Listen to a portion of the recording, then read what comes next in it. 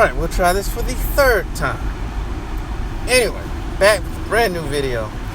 So, for those of you who have lived under a cave or under a rock or in a cave and haven't heard about the Nate Parker situation, and I hate to even use that term, but he's an actor. He's been in Great Debaters, Red Tails, other movies as well. But anyway, he's produced a movie called The Birth of a Nation, which is about the Nat Turner-led slave revolt during the time of enslavement.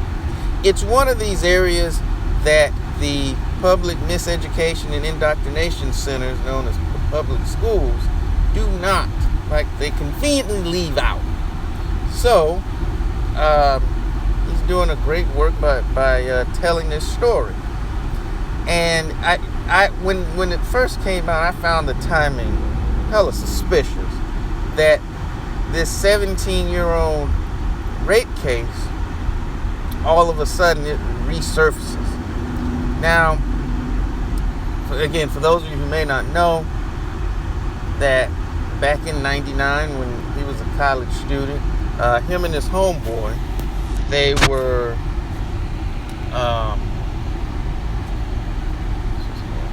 okay, sorry about that. They were actually accused of rape by a young lady, and Nate was acquitted and his friend was not.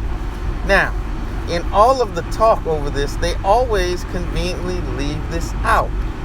And I've heard, and I'm going to come back to that in a second. I am. Now, but you know what? No, I'm not. I'm just going to cover it right now. Because, we talk about it because I've heard black people, mind you, and this is the killing part for me, that saying that, instead of talking about black history or racism or white supremacy and things of that nature, that somehow he needs to talk about the alleged victim more and sexual assault and consent and all this. Now, a couple things. One, the man was found innocent, which, in case you have forgotten, that typically in this country, when a brother gets accused of raping a white woman, he's done. Okay?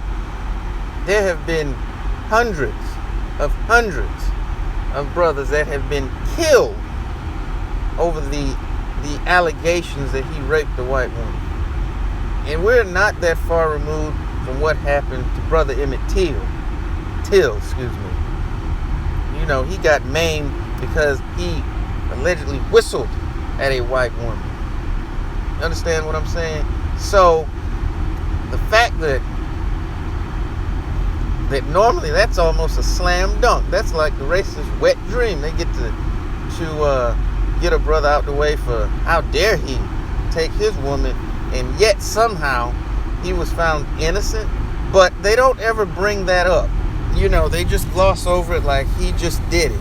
And I find it very suspicious that now, all of a sudden, that we need to have a discussion on consent.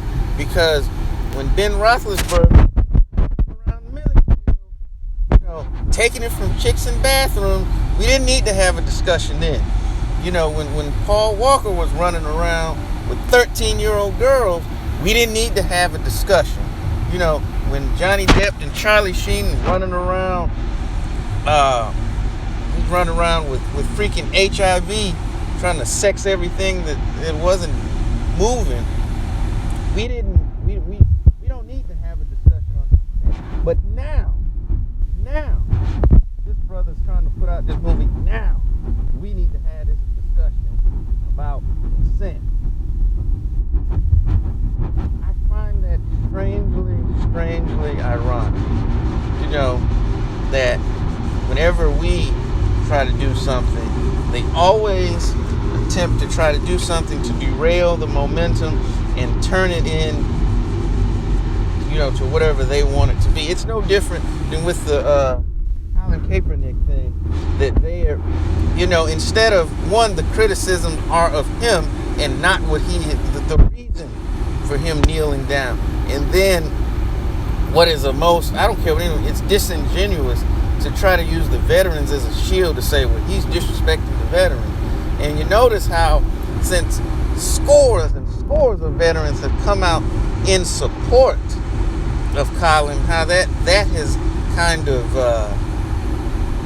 just quieted down. And I find that real funny. But what is sad is you have black people who have bought into this nonsense. And it's deflectionary tactic in order to avoid talking about the real issue at hand, which in this case, of course, is black history, racism, white supremacy. But we don't want to talk about that. So we need to talk about sexual assault, because let's just keep it real. Let's just call it what it is. How dare this nigger think that somehow he can take a white woman and get away with it? That's what it boils down to. Even though he was acquitted, because we say he did it, and we're going to keep talking about it. But when these other folks commit egregious sexual improprieties, we don't even talk about it. But somehow, this is what we need to discuss. And it's disgusting. And what rankles me even more is the fact that they get black people to take this and run with it and don't even stop to ask some simple questions. But maybe they do, they just bought off and they don't care.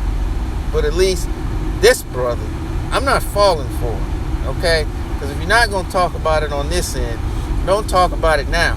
And if it was so doggone important, this whole consent thing, one, you wouldn't have waited 17 years to talk about it, and you would have said something when all these other white folks do what they do.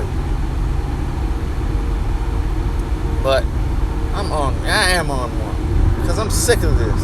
I'm sick of the media and the predominant society here.